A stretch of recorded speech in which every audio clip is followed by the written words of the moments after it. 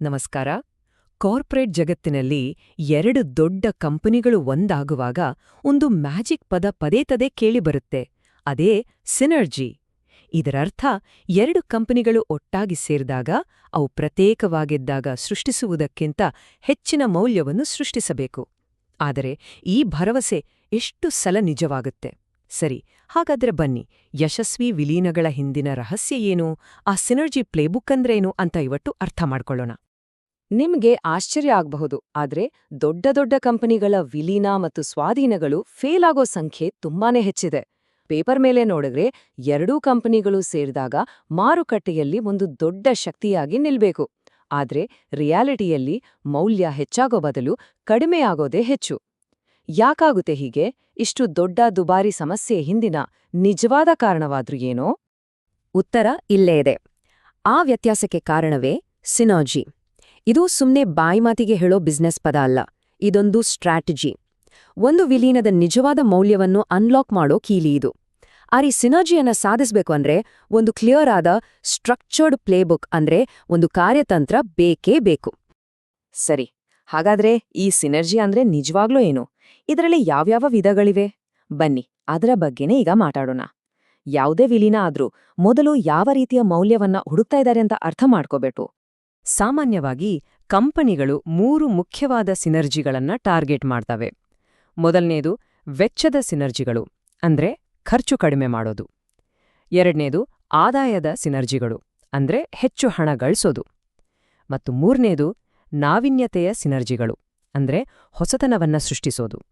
ವೆಚ್ಚ ಮತ್ತು ಆದಾಯದ ಸಿನರ್ಜಿಗಳ ನಡುವೆ ಒಂದು ಮೂಲಭೂತ ವ್ಯತ್ಯಾಸ ಇದೆ. ವೆಚ್ಚದ ಸಿನರ್ಜಿ ಅಂದ್ರೆ ಈಗಿರೋ ಪ್ರೋಸೆಸ್ಗಳನ್ನೇ ಇಂಪ್ರೂವ್ ಮಾಡಿ ಖರ್ಚು ಕಡಿಮೆ ಮಾಡೋದು. ಉದಾಹರಣೆಗೆ, ಎರಡು ಕಂಪನಿಗಳು ಒಂದೇ ಕಡೆಯಿಂದ ಕಚ್ಚಾ ಸಾಮಗ್ರಿ ಖರೀದಿ ಮಾಡಿದ್ರೆ ಅವರಿಗೆ ಡಿಸ್ಕೌಂಟ್ ಜಾಸ್ತಿ ಸಿಗಬಹುದು. ಇನ್ನೊಂದು ಕಡೆ ಆದಾಯದ ಸಿನರ್ಜಿಗಳು ಗ್ರೋತ್ ಮೇಲೆ ಫೋಕಸ್ ಮಾಡ್ತವೆ. ಒಂದು ಕಂಪನಿಯ ಪ್ರಾಡಕ್ಟ್ಗಳನ್ನ ಇನ್ನೊಂದು ಕಂಪನಿಯ ಗ್ರಾಹಕರಿಗೆ ಮಾರಾಟ ಮಾಡೋದು ಅಥವಾ ಹೊಸ ಮಾರುಕಟ್ಟೆಗಳಿಗೆ ಎಂಟ್ರಿ ಕೊಡೋದು. ಇನ್ನು ಮೂರನೇದು ಇನ್ನೋವೇಷನ್ ಸಿನರ್ಜಿ. ಇದನ್ನ ಬಹಳಷ್ಟು ಜನ ಅಷ್ಟಾಗಿ ಗಮನಿಸಲ್ಲ, ಆದ್ರೆ ದೀರ್ಘಕಾಲದ ಯಶಸ್ಸಿಗೆ ಇದು ತುಂಬಾನೇ ಮುಖ್ಯ. ಯಾಕಂದ್ರೆ ಖರ್ಚು ಕಡಿಮೆ ಮಾಡೋದು, ಆದಾಯ ಜಾಸ್ತಿ ಮಾಡೋದು ಸ್ವಲ್ಪ ಸಮಯಕ್ಕೆ ಇರಬಹುದು, ಆದ್ರೆ ನಿಜವಾದ ಇನ್ನೋವೇಷನ್ ಮಾರುಕಟ್ಟೆಯಲ್ಲಿ ಒಂದು ಶಾಶ್ವತವಾದ ಸ್ಥಾನ ಕೊಡುತ್ತೆ. ಇಲ್ಲೇನಾಗುತ್ತೆ ಅಂದ್ರೆ ಎರಡೂ ಕಂಪನಿಗಳ ರಿಸರ್ಚ್ ಮತ್ತು ಡೆವಲಪ್ಮೆಂಟ್ ಅಂದ್ರೆ R&D ಟೀಮ್ಗಳು ಟೆಕ್ನಾಲಜಿ ಮತ್ತೆ ಜ್ಞಾನವನ್ನ ಒಟ್ಟಿಗೆ ಸೇರಿಸಿ ಇಡೀ ಮಾರ್ಕೆಟ್ನನ್ನೇ ಬದಲಾಯಿಸೋ ಹಾಗೆ ಹೊಸ ಪ್ರಾಡಕ್ಟ್ಸ್ ಅಥವಾ ಸರ್ವಿಸಸ್ನ ಸೃಷ್ಟಿ ಮಾಡ್ಲಾಗತ್ತೆ. ಓಕೆ, ಸಿನರ್ಜಿ ಅಂದ್ರೆ ಏನು ಅಂತ ಗೊತ್ತಾಯ್ಪೋ, ಆದ್ರೆ ಅದನ್ನ ಸಾಧಿಸೋಕೆ ಪ್ಲಾನ್ ಮಾಡೋದು ಹೇಗೆ? ಬರೀ ಭರವಸೆಗಳಿದ್ರೆ ಸಾಕಾಗಲ್ಲ ಅಲ್ವಾ? ನಮಗೆ ಬೇಕಾಗಿರೋದು ಕ್ಲಿಯರ್ ಆದ ಗುರಿಗಳು. ಅದಕ್ಕೆ ಇಲ್ಲಿ ನಿಖರತೆ ಅನ್ನೋದು ತುಂಬಾನೇ ಇಂಪಾರ್ಟೆಂಟ್.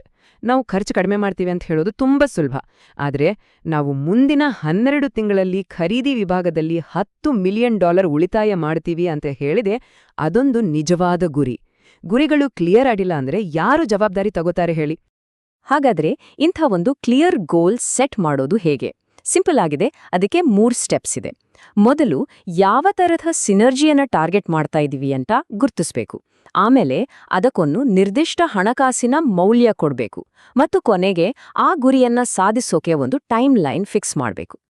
ನೋಡಿ, ಆ 3 ಸ್ಟೆಪ್ಸ್ ಫಾಲೋ ಮಾಡಿದ್ಮೇಲೆ ನಮ್ಗೆ ಈ ಥರ ಒಂದು ಪರ್ಫೆಕ್ಟ್ ಗುರಿ ಸಿಗುತ್ತೆ. ವರ್ಗ, ಕಾರ್ಯಾಚರಣೆಯ ದಕ್ಷತೆ, ಪ್ರಕಾರ, ವೆಚ್ಚ, ಟಾರ್ಗೆಟ್ ವ್ಯಾಲ್ಯೂ $10 ಮಿಲಿಯನ್ ಮತ್ತು ಸಮಯ 12 ತಿಂಗಳು. ನೋಡಿ, ಇಲ್ಲಿ ಎಲ್ಲೂ ಕನ್ಫ್ಯೂಷನ್ಗೆ ಜಾಗವೇ ಇಲ್ಲ. ಇದು ಪೂರ್ತಿಯಾಗಿ ಕ್ಲಿಯರ್ ಆಗಿದೆ, ಅಳೆಯೋಕೆ ಸಾಧ್ಯ ಇದೆ, ಮತ್ತೆ ಟೈಮ್ ಬೌಂಡ್ ಆಗಿದೆ. ಸರಿ, ಒಳ್ಳೆ ಗೋಲ್ ಸೆಟ್ ಆಯ್ತು. ನೆಕ್ಸ್ಟ್ ಸ್ಟೆಪ್ ಏನು?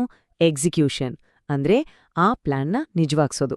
ಇದಕ್ಕೊಂದು ಕ್ಲಿಯರ್ ಆದ ರೋಡ್ ಮ್ಯಾಪ್ ಬೇಕೇ ಬೇಕು. ಈ ರೋಡ್ ಮ್ಯಾಪ್ ಇದೆಯಲ್ವಾ, ಇದು ಮರ್ಜರ್ ಆದ್ಮೇಲೆ ಏನೇನು ಮಾಡ್ಬೇಕು ಅಂತ ಸ್ಟೆಪ್ ಬೈ ಸ್ಟೆಪ್ ಹೇಳುತ್ತೆ. ಫಸ್ಟ್ ಸ್ಟೆಪ್ನಲ್ಲಿ ಸಿನರ್ಜಿ ಸಾಧ್ಯತೆಗಳು ಎಲ್ಲೆಲ್ಲಿದೆ ಅಂತ ಕಂಡುಹಿಡಿಯಲಾಗುತ್ತೆ. 2ನೇ ಹಂತದಲ್ಲಿ ಖರ್ಚು ಕಡಿಮೆ ಮಾಡೋ ಕ್ರಮಗಳನ್ನ ಶುರು ಮಾಡ್ತಾರೆ. 3ನೇ ಹಂತ ಇನ್ನೋವೇಷನ್ ಮೇಲೆ ಫೋಕಸ್ ಮಾಡುತ್ತೆ.